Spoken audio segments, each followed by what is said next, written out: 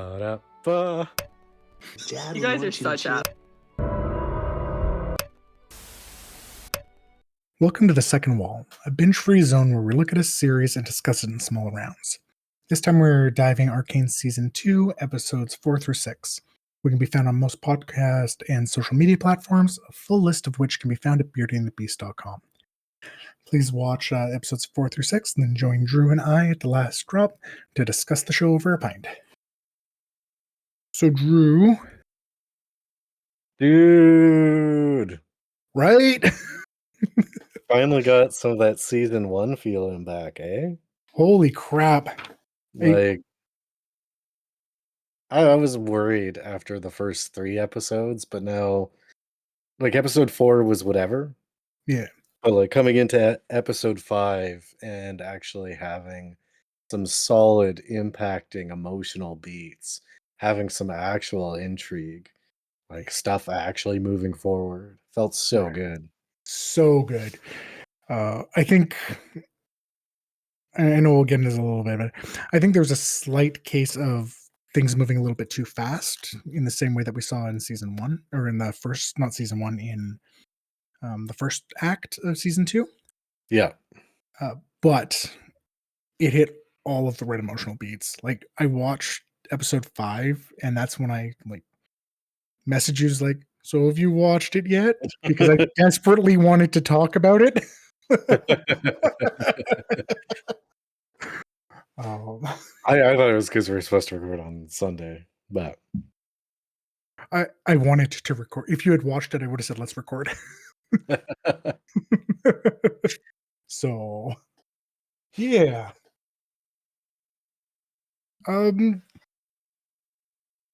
Yeah, so I guess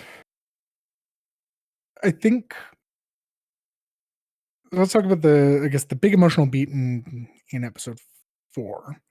Mhm. Was for me when I came to the realization that hulking beast was Vander. Yeah. Like, before they said it, it's like just the fact that it stopped attacking Jinx. I'm like, wait a second. Wait a minute.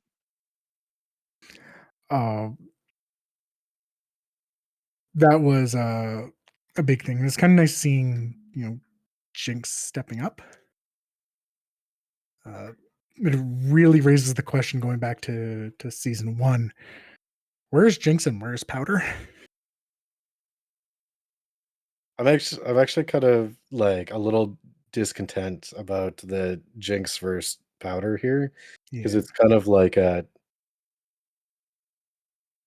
it's almost like this weird like 180 that occurred in her personality over the time skip between Season 1 and Season 2.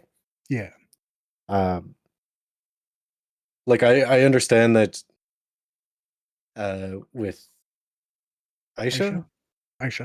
Yeah, she has like responsibility now. She has a friend who likes her for who she is. But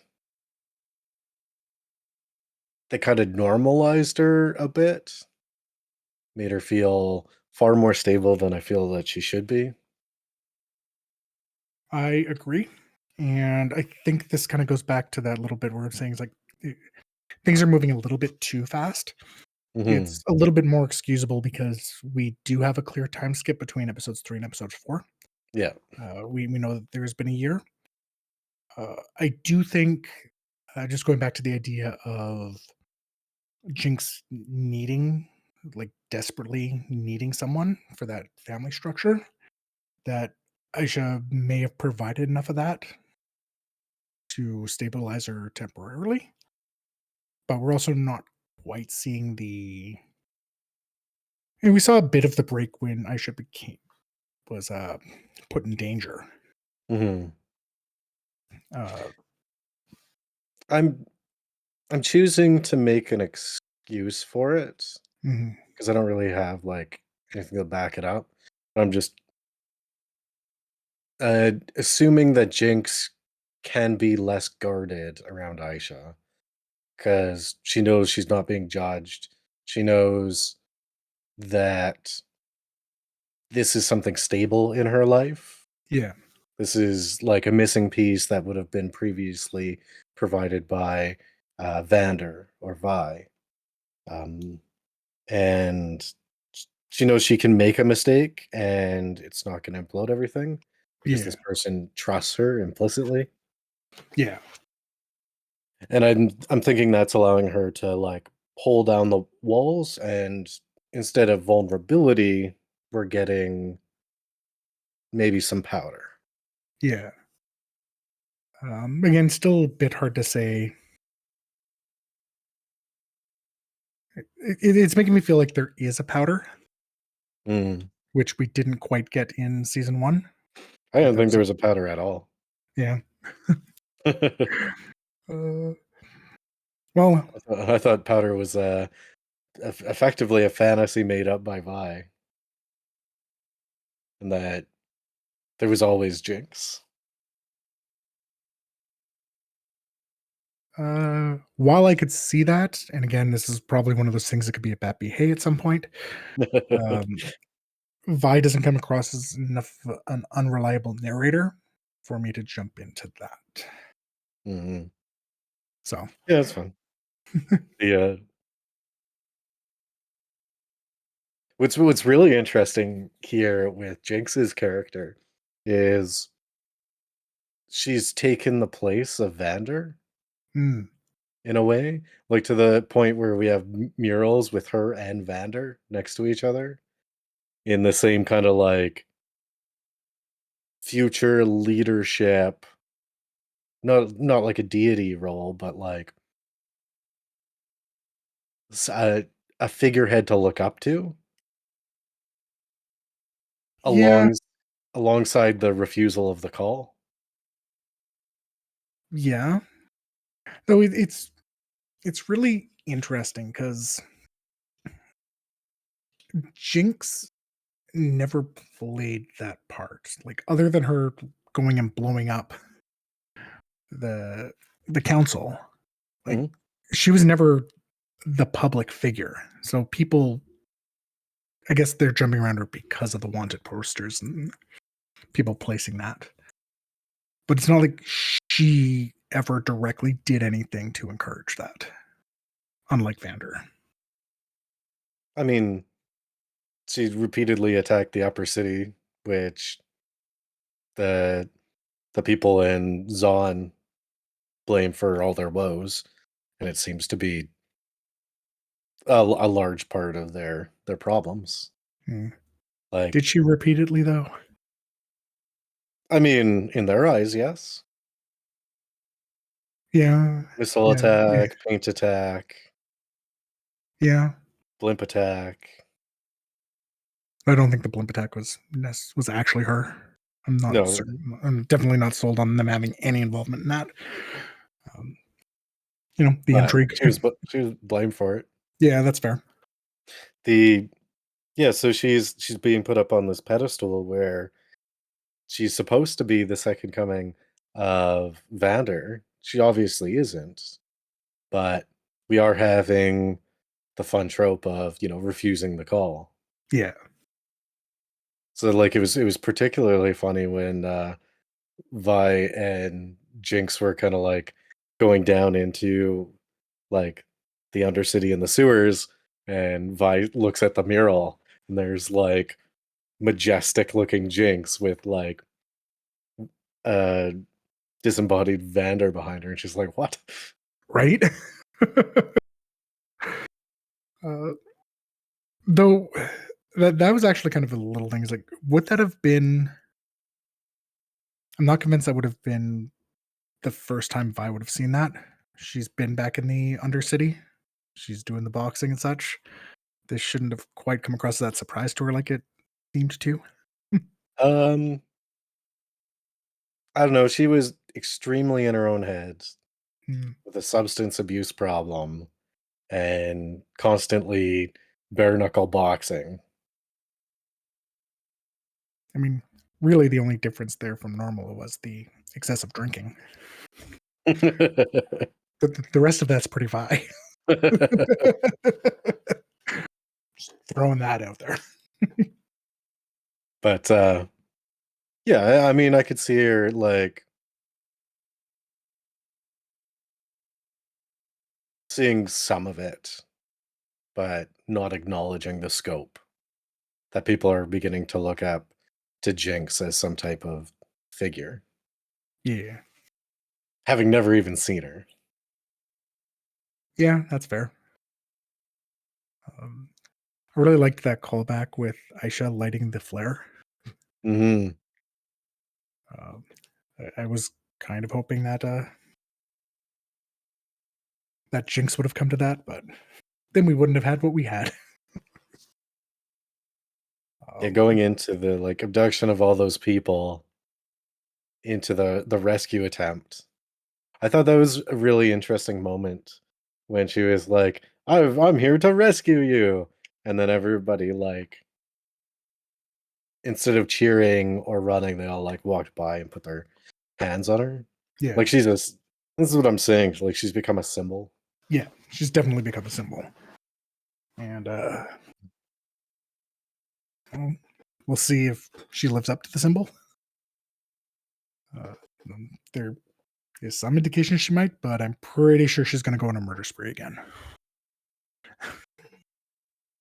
Yeah, well, we'll get to We'll that. get there. Um, I found that an interesting choice, them bringing Vi back in such a way. All right. Like, it leans into the rushedness that you kind of expressed, how, like, just show up in Vi's apartment, have a 2-minute conversation, and all of a sudden you're, you know, following the whims of Jinx, someone who is unreliable, um, lies to you, and probably can't be trusted. Well, okay. Let's actually explore that a little bit. I'm trying to think. Has Jinx actually lied to Vi?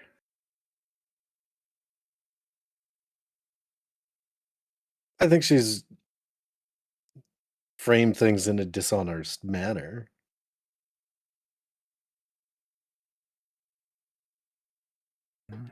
If we were to outright say that she told Vi an untruth for personal gain, I would say no. Hmm. I definitely think there's the unreliable aspect, but I don't necessarily think that she's going to see her as a liar. Um, I mean, obviously, Vi has given up the hunt for Jinx, which is interesting because that is one of the predictions or one of the wants that you had that actually came out exactly. It's going to be we're going to chase Jinx for the first few episodes, and then that's not going to be where the story goes. I'm really glad for it. Oh, so am I. Um, it's I can let it slide a bit because there was a time skip. It's there's a chance that they've occasionally crossed paths in other places and just not seen it. So it's easy for me to Mhm. suspend on that. Uh, obviously, I understand Vi being hesitant, but I do think it goes back to they still both crave each other as family, regardless of Powder being gone and just being Jinx. So I can understand Vi taking the risk. The people of Zon are still her people, I even if guess, she and, like, to lend to that, we're kind of in a position where there's no downside of entertaining it. yeah. Like, she's literally already in the gutter, and the worst thing that could happen is if there was some type of truth to it. Yeah, So why not? yeah, and that is the thing, like, it's for Vander, Mm. right? She's going to take that risk for Vander. We somehow jumped an episode. I Yeah. mean, not No, not especially. yeah. There wasn't actually an exceptional lot that happened in the first episode. Yeah. It was like a lot of setup, Yeah, that's true. but there was a lot of payoff, and that's why I kind of forgive it. Yeah. I was actually worried in the first episode that it was gonna just follow suit from the first 3. We're Mm, just gonna end up with that again, and that I would have to spend half hour, 5 minutes complaining about act 2. Uh, yeah. Thankfully, all set up, great payoffs, great changes, things completely different than what I would have, expected from the first series. Oh, in so many places. Um, so I think going on the whole Vi not trusting Jinx, even though she does go along with it. Mhm. I think one thing I noticed, the fight that they had in the caverns, even though it was short, was probably the most needed and most cathartic fight I had seen. Just her dropping the gloves and just like that quick 30 seconds. It's like, yeah, they need to get this out or nothing is moving forward. I some I had some, like, shouting "ha" moments, especially with, some of the burns that Jinx was throwing Vi's way. Right? Just, like, super snapping her out of, the funk. Like, I Yeah. definitely think Vi needed it more than Jinx, but Jinx needs any type of connection. Yeah. Um, I though I just do like, like dropping the gloves and then instantly just getting slapped. yeah, and they go, there, 1 second. And I think it was important for Aisha to get involved and for Vi to knock her off like she did. Mhm, Because like if that didn't happen, I don't know, Vi could have been the one that got lost. mhm, Like I and think it that could was needed to snap her out. yeah, and that could have like, that combat could have accelerated into something with actual force. Yeah. The makes me really wonder, like, it seems like Aisha kind of represents, like, the actual innocence of these 2 girls, of both of Mhm. them, Yeah. and what's lost, like, something that actually needs to be protected, Yeah. which makes And they episode both 3 need hit that. so much harder. Oh my god. Oh, they But, both needed it. I liked the emotional beat, like when we got the flashback to Vander, Silco, and their mom. yeah. Uh, I think that almost recontextualizes and kind of leads more credence to what I was saying in season 1, Mm, with Silco does see Jinx as a daughter. mm, Uh, I think I think that was shown there, even though we didn't necessarily see it. Well, we did in a few places. Like we saw Jinx was around Silco more. They both had that more inventive aspect, where we see Vi, scrapping with Vander as kids.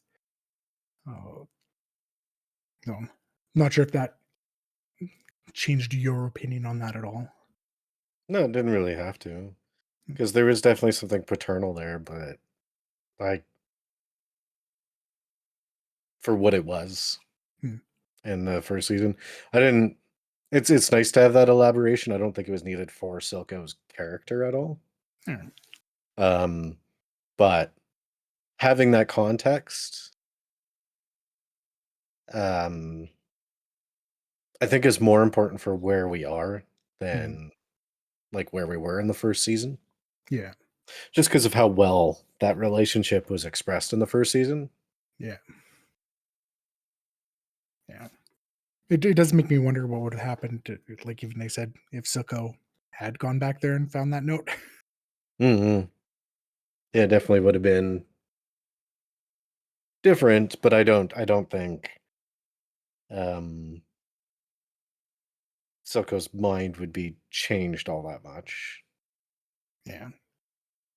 Yeah, I guess it's hard to tell because we still haven't seen much of Silco before, him being this underworld boss. Mhm. So, Yeah. it just, yeah, raises those questions of like, hmm, I do wonder, and I do kind of wonder what his idea for Zon was pre. Uh, Definitely, I think something more noble without having the backstory. I imagine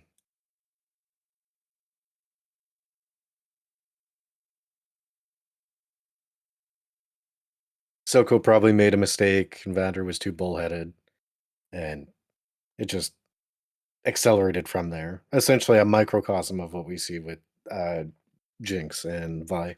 yeah. Yeah, it's kind of how I was feeling it as well. How about that moment though? Oh man. They're in the cave and the werewolf is like attacking, and then Vi drops the gloves and then like it's all dark. You see them walking. Oh, I was like tearing up, right? especially when Vi was like, "He's your father too." Right? Later, and I was just like, "Oh my god, this is what I needed." Just all the feels. It's like, oh, there's a chance that there's some redemption here. Like, they're a family again. They still need some work. Vi can fix them. Uh, uh, I there's just so much about that. Again, going with Jinx and Aisha, seeing Jinx constantly putting herself in front of Aisha when there's the chance of danger. Yeah. Um, Jinx making the decision on, pointing the gun at Vi when she's fighting Werewolf Vander. Mhm. Uh, I mean, Vi choosing to trust Jinx and drop the gauntlets and it working out. Oh, the feels. They hit hard. I'm just like immediately I'm like, okay, now we've got we've got exactly what we're missing. It all came crushing in right there. Yeah, some type of structural, emotional beat to actually draw us into this story. Yeah. Like, it's one thing to have, like, a cool fight scene or a cool training scene, but, you know, unlike the crazies on the internet, I'm not here for mama authoritarian Caitlyn. Right? Oh, I oh, like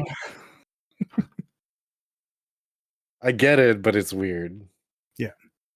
No, it's about the emotional beats, and oh, I know we'll probably get into Caitlyn a bit afterwards, but I feel like uh, the emotional beats around Cat are still, unfortunately, a bit season one level, and I was hoping that they would have gotten better. Yeah, considering what they were doing with the first 3 episodes of this, I thought they were, definitely kind of expand upon her, but they probably almost even did her, like, a disservice. Like, I can only make assumptions. Like, she went all, like, jackboots and tear gas out of rage. It seems that, like, somewhere along the line, she may have started acting as if, what's her name? And Bessa Yeah, knows one. Bessa. Yeah. Yeah. Um, like, having Bessa as some type of strong, maternal figure that can't possibly let her down, right? Like, good luck killing a Bessa. If you're not a werewolf, it's probably not going to happen. Yeah, it's But that's just an assumption. yeah. I was like, okay, so Cait moving on to Maddie. I didn't really have an issue with that, especially the second you realize it's a time skip. At first, I noticed like, oh, that was quick. Then I realized that it'd been a year. You know what? I got a tinfoil hat here. Okay, I think Maddie is an agent of Ambessa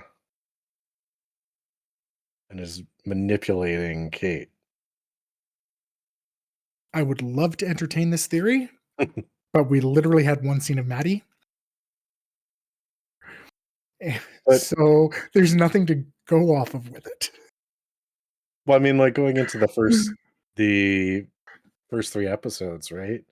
Like her kind of pushing everything along, and then when she was handed like the commander role, the first person to urge her on with the salute was Maddie. I just like feel Mhm. it. I, I want it. Maybe because I want something more complex for Kate. Yeah, Because they're certainly doing her character a bit of a Angela. disfavor. Yeah. Well, there's still depth to Angela. Yeah. So I'm willing to entertain it, but I don't know. I don't quite believe Ambessa had her claws in to Hmm. people at that point. I think that might honestly just be admiration for Caitlyn and not seeing what it could mean. Unlike the Hmm. shield who immediately saw what it was and walked away from, and that's gonna be an agent experience thing. Yeah. I think Maddie is an idealist and truly believes in what they're doing, and that has blinders on her, at least at first. And more characterization than Kate. Yeah. But yeah, that's why it's like I would like to entertain that idea, but I don't feel like there's been enough evidence around it yet. Hmm. Um, because M-Pesa doesn't exactly seem like she needs an agent. She is very much working with Cait. There's clearly Cait has latched on to M-Pesa as a motherly figure for whatever reason, or a guiding figure, I guess is more accurate. I don't think she thinks she's motherly at all. Um, and that's again just from that little bit of time that we had, seeing, seeing the training scene that they had, and uh, enough that I. This is again where we unfortunately are not given enough time for things that we need to see.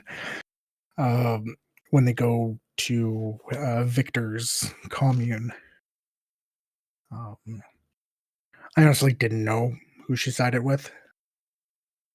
I honestly assumed she sided with Ambessa, because I saw no reason to believe she wouldn't. The implication from the events that happened in episode 3 is that she sided with Vi.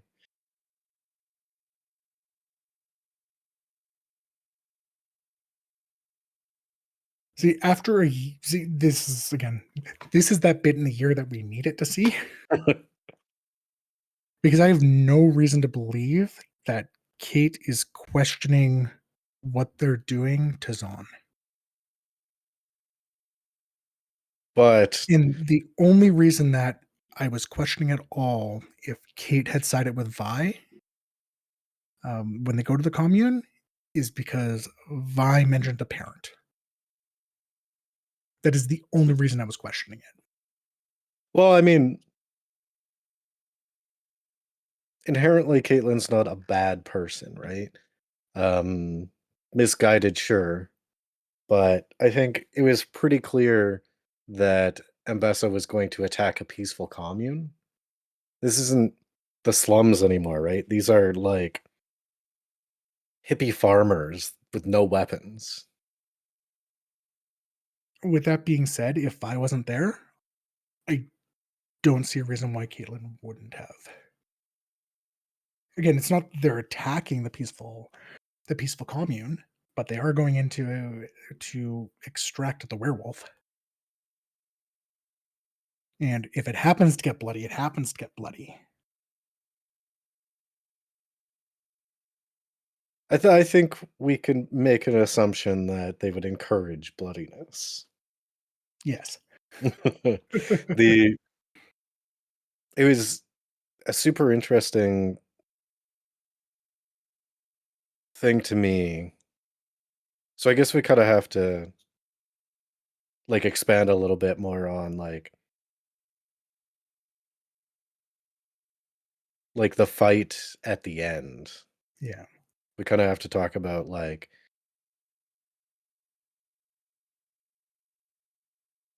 our four ladies, Yeah. because we have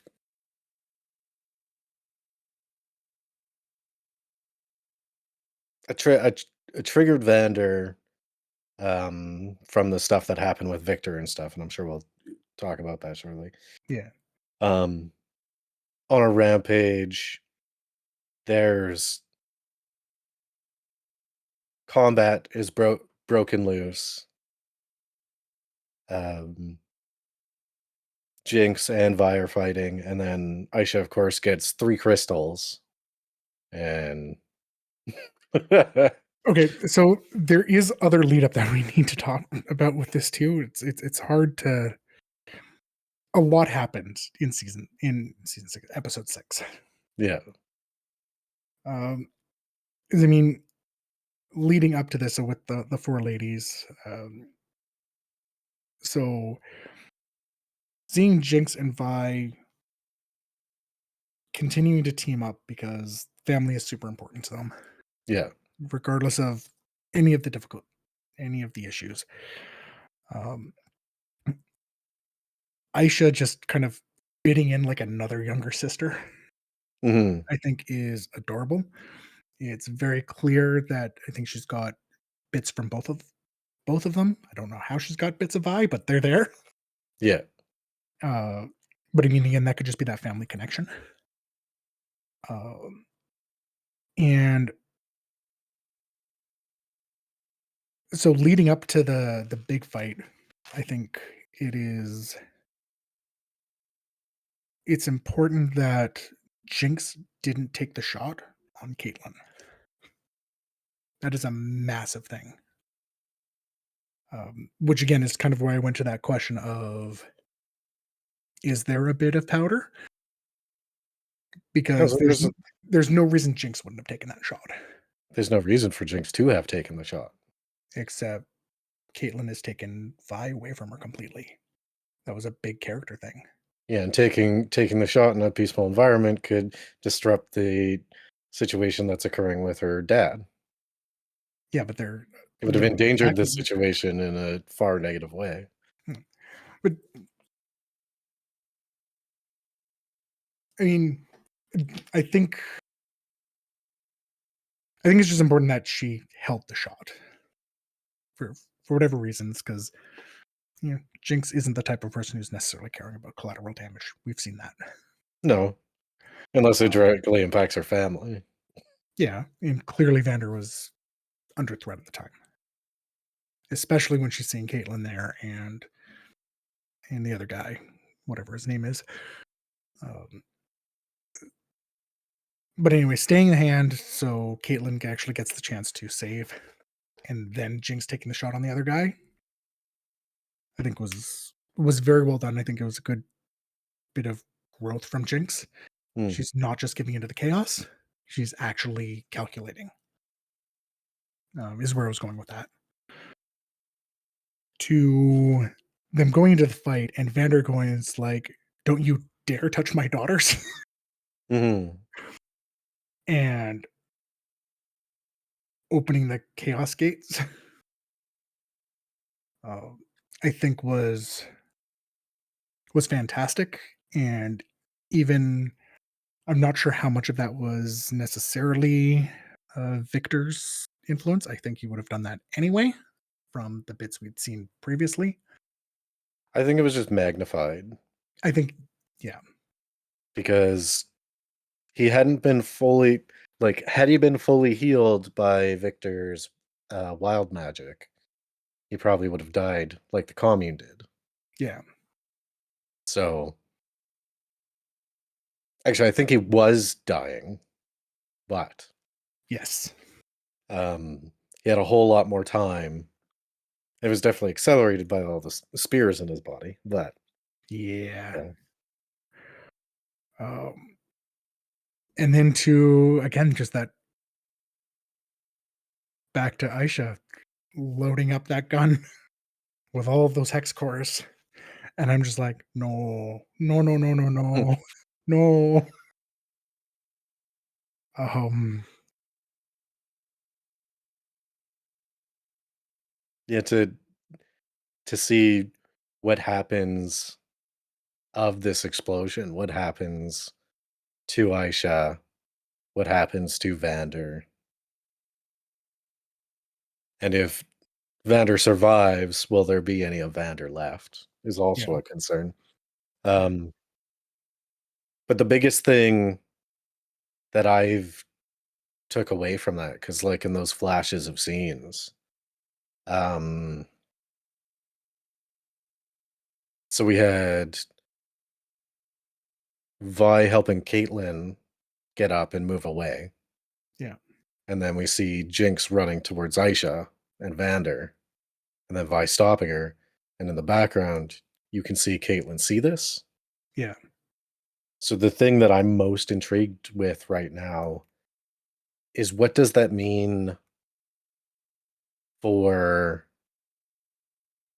the way that Cait perceives Jinx? Mhm.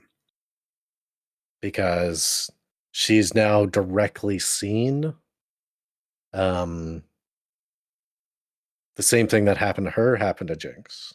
Yeah, And she already knows that the Piltover people have already killed uh, her actual mom and dad. yeah, So, like, she's already betrayed Ambessa and she's seen this event. So the thing that I'm most interested in right now is what is the relationship between Cait and Jinx at this point? yeah. So I'm hoping this isn't the case because I think it would again be a disservice and we wouldn't get any actual growth from Cait. I I'm hoping that it stays Cait's hand, but doesn't change her opinion of Jinx. Yeah, so it's a I don't forgive you, but like I will not be antagonistic towards you. Yeah. Or you get a pass this time, or something along those lines. Um, I'd like to say it might hurt Vi and Kate's relationship, but no, that looks like it's already pretty hurt. Uh they're I don't know, they're still kind of how they're playing it is it's very sly. Yeah. It's definitely in the when we play this in foreign markets, they're totally not kissing. Um but there is still a will they, won't they thing going on. Yeah. Embattled lovers that we've only seen kiss once. Yeah. And the relationship lasted a whole of like a month. If that. If that. But it was just so many powerful scenes throughout, like, the story of our of Jinx, Vi, and Aisha. Just all the missing emotional beats. Like, what's this gonna do to our girls? Like, is Jinx Was Aisha the only thing holding Jinx together? Was Jinx being strong because Aisha was there? See, that's what I'm leaning to. And to see Vander die again and again through effectively the blue crystal in something that Jinx put in motion. Yeah. Like, are we actually gonna get a super villainous at this point? See, again, everything is so gray. I I think we are going to see Jinx become unrestrained again. At least I hope so. The question is, are they going to be able to point it to the right threat? Or is she just going to lash out and let the world burn? Period. I would love to see directed chaos. Mhm. Like, we're talking Vi and Jinx teaming up. We're talking them going against this red army Yeah. and both having to do it their own way and just like brute force on one hand and chaos in the other. Yeah. That is what I'm hoping will happen. Well, I mean, I have hope because of the kind of turnaround of season 2 and the way that season 1 ended. I think they'll be able to touch this in a delicate enough way that it'll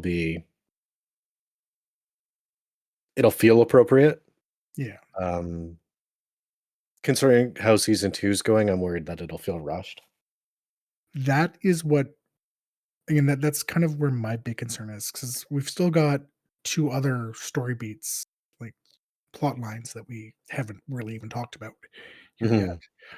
Mhm. Um, so I guess let's do the first one I think is pretty quick. Uh, No? Mel, I actually have some more questions about, Mm.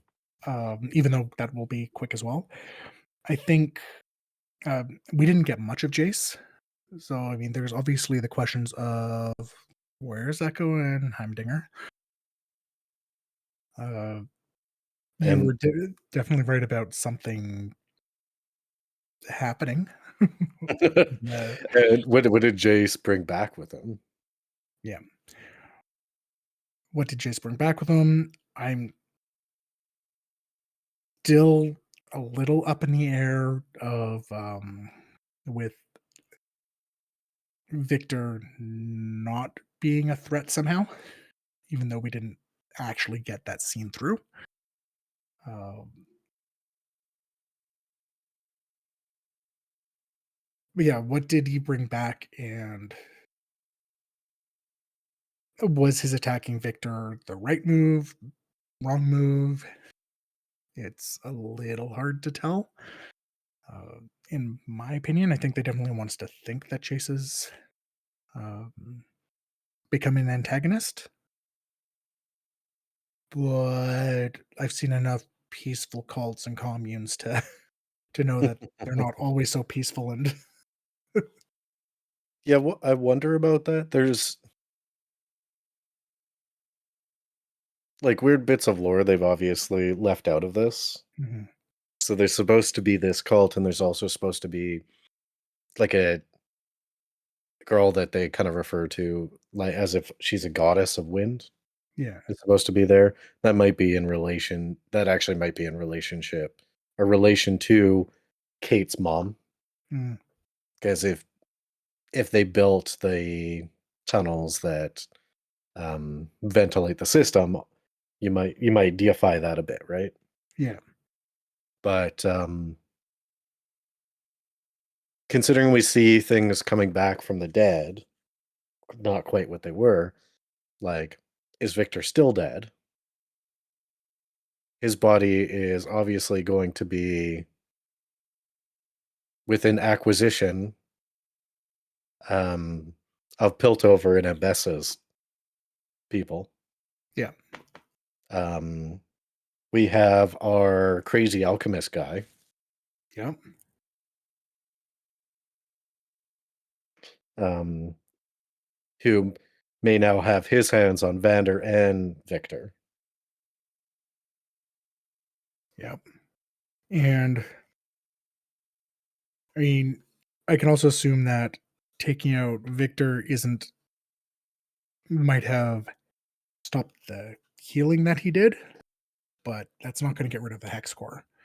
We see no indication, because when we were having the hex core fluctuate previously, we saw clear effects. Yeah. We didn't see any of that. So I kind of feel like they're two sides of the same coin. Whatever has Jace and whatever has Victor. That makes sense.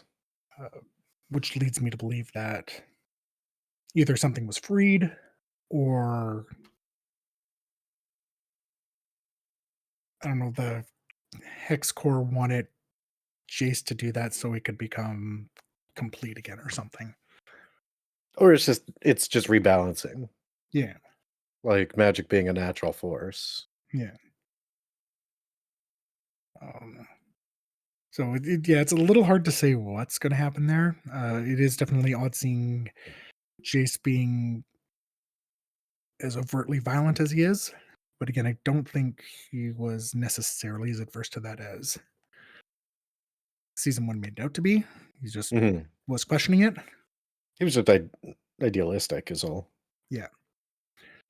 So it'll be interesting to see what happens with that. I'm just not.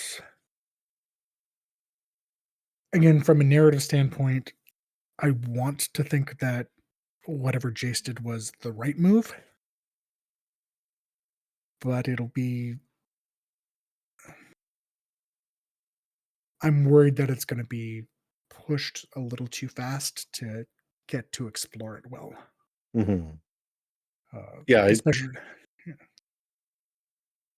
It's Jace and Mel that make me really worried for the next 3 episodes. Yes. Because we have otherworldly forces at play. Yeah.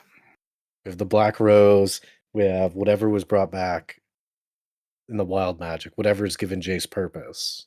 Yeah. And unless they pull back immediately on Vi and Jinx and just make them, characters that are involved in the resolution of those two series of beats. Yeah. Like, there's just not enough time left. That's what I feel. So with Mel, is the questions that I have around this is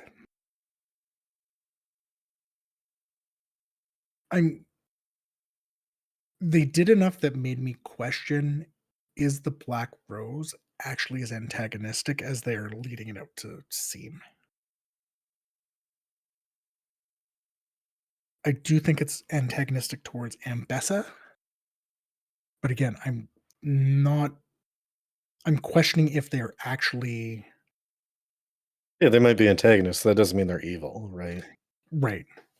Well, aside from the symbolism and The imagery of it, yeah. the imagery of it. But, I mean, that could just be fury. I mean, I've said it before that, Ambessa and Mel's people were militaristic.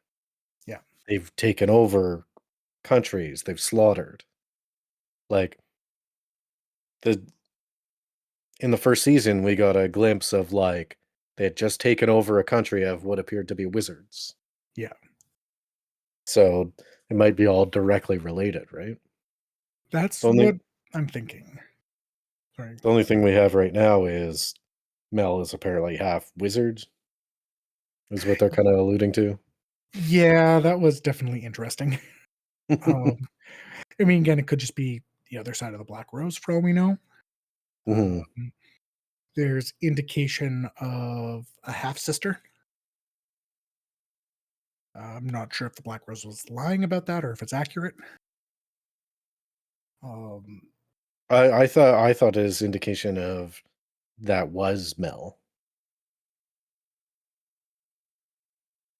Not that there was an additional sibling, that it was just a weird way to they were searching for this person and it didn't end up being her brother. hmm, Is it Mel?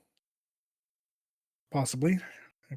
And at this point, because of the amount of time we have left, like if we had 6 more episodes, I would say yes, bring in another character. Yeah. But because of the amount of time we've left and how little we've done with Mel, I would say make it Mel. Yeah. It'll stabilize the story, and maybe she comes back with some ability to actually help,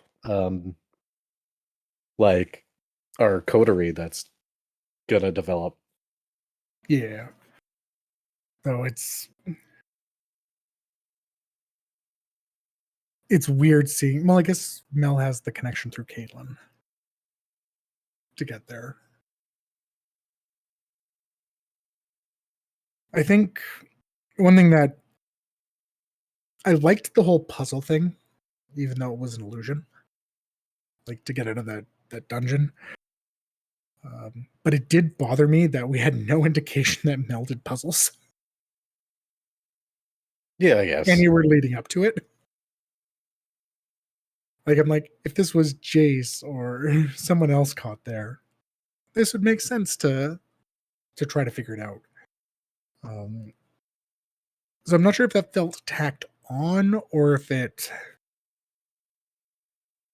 I think it was a way of them establishing that she could, like, see the patterns of magic on the walls effectively. I'll accept that. I just it's a lot. It's a lot for, like, an episode. Yeah, Like, an episode and a half, all that Mel stuff happens, yeah. and, yeah, we're not gonna be able to explore that. Unless the episodes are longer in the third act, which is possible because Netflix can do that. Yeah. I mean, I hope they're smart enough to, because frankly, they need it. Yeah, Like, even if Vi and Jinx takes a backseat, which how can you possibly do now? yeah. Um, they're like our primary protagonists, and we now have the inclusion of 2 new antagonistic forces, and Abess is not gone. Oh god, no. So, like,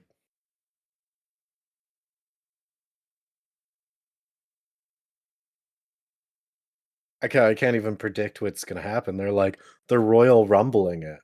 Yeah, that's exactly what it feels like.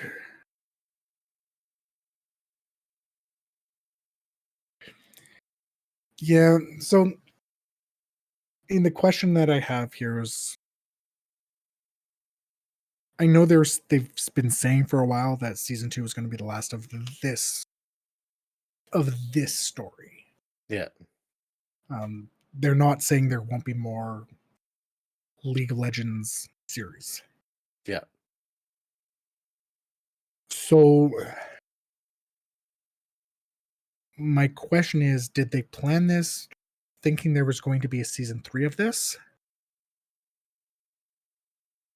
originally? Or are they possibly trying to set up other storylines for other League of Legends animated series coming out? Hmm. Right, where we do completely change the character and casts and explore the Black Rose more. Whereas this is just kind of the introduction to them. Um, I think if we get another League of Legends show, it's gonna be less complex. It'll be more straightforward. We'll have like our good guys and our bad guys, and they'll just have like a single mission. Yeah, Just standard show stuff. yeah. Um, I know they said that if they do more animations, they are going to be trying to distance it from the overall feel of Arcane. Hmm. But I mean, that can mean a bunch of different things. So, yeah, it'll Which means be. if they come out with a second series, um, we'll have to go into it making sure not to expect the same style, the same beats, etc. Yeah, that's assuming there is anything. I mean, there's always the question of how much does this tie to the game. I think they've been overall pretty good at making so you don't need to know the lore of the games to understand what's happening. Um, so, I mean, I'm sure there are people who are familiar with League of Legends that's going to have a bit better grasp on how these story beats are actually tied and moving along. Hmm. Uh, Well, I know like there's another Chem Baron that they didn't even show in this series. hmm, That was like a character from League of Legends. Um, like there's just bunches of characters that were omitted that could have easily been there, simply just imagined for time. yeah. Well, I mean, that's one of the things. Like we talked about things being cut for times. Like we've clearly saw the Shielder was around, but we didn't get to spend any time with him, which is both makes sense and is a bit of a shame. I'm hoping he'll make a bit of a return in the final act. I think you will, Yeah, I because would hope so. he's Vi's friend, right? Well, he's Vi's friend. I'm assuming Maddie's still around. No, we didn't see her since the beginning of episode 4. Um, Maddie, more like betrayer. I don't know. Is Maddie the betrayer in this case? Well, I guess that's a discussion that you'd like to have, but there's not enough evidence for it. Um, What are you talking about? There's plenty of evidence. Plenty. Plenty. Yeah. I just know that I had that feeling of, would I want to watch the next 3 episodes? Yeah, finally, eh? Right? The first 4 episodes of season 2 were rough. Yeah. They were very rough. Yeah. Though I think season 4 I started, or episode 4 rather, I was starting to feel it a little bit more. Just Jinx was giving me some emotional beats. Though just nowhere near strong until like the very end. So Mm. um and yeah, nowhere near like what we got in season 1. But they made up for it in droves. Just complete side things, little things that I wanted to add that I thought was fun in episode 4. Mm. Um, I really enjoyed Jinx flipping Savika off With no finger. with no finger. I thought that was amazing, and I also love when she's bringing Savika into the prison, Yeah. and she goes like, "Well, I gave her the option to either come with me or go for a swim in the harbor." And I'm like, "That's exactly what she did."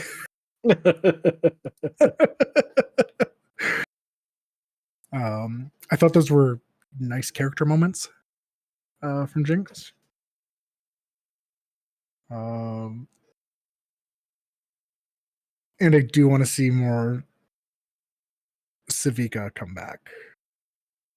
It'll be interesting to see how her dynamic fits with the rest of the coterie that's kind of forming now. It'll be really interesting. I'm really because we're pressed for time.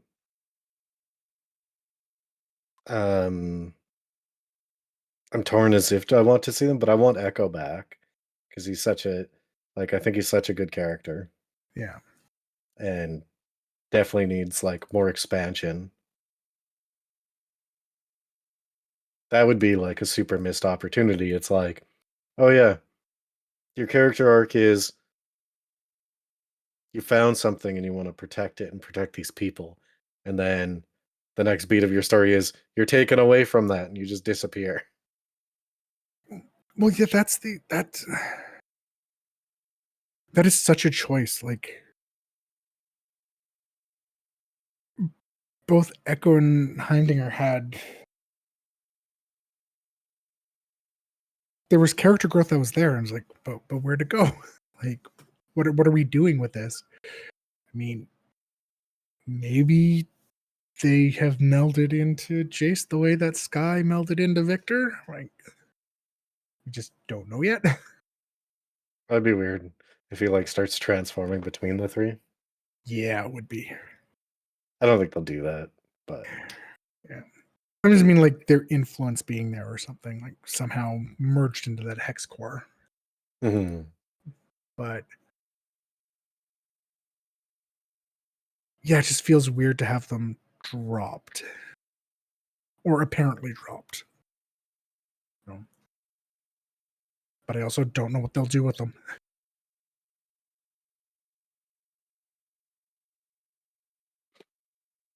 uh there's no way Aisha survives, right? I don't know. I thought there was no way that Mel and Jace were going to survive.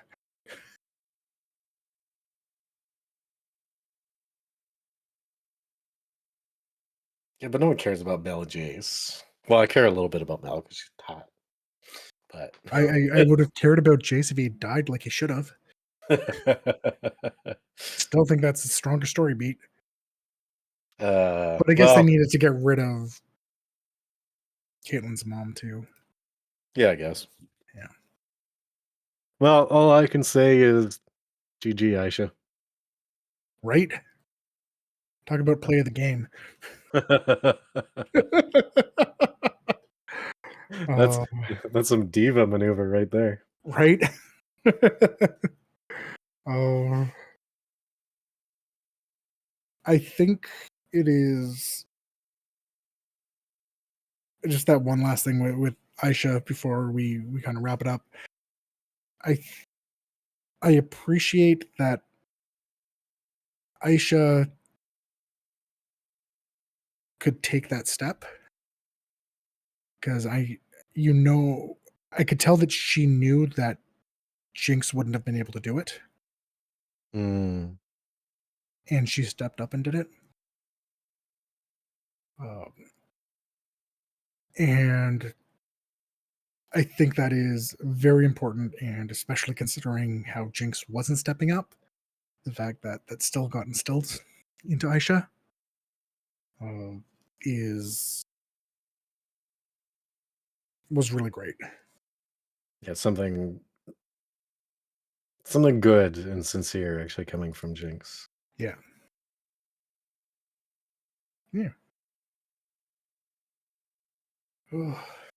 Fiend, I Uh, guess. Fiend, I guess.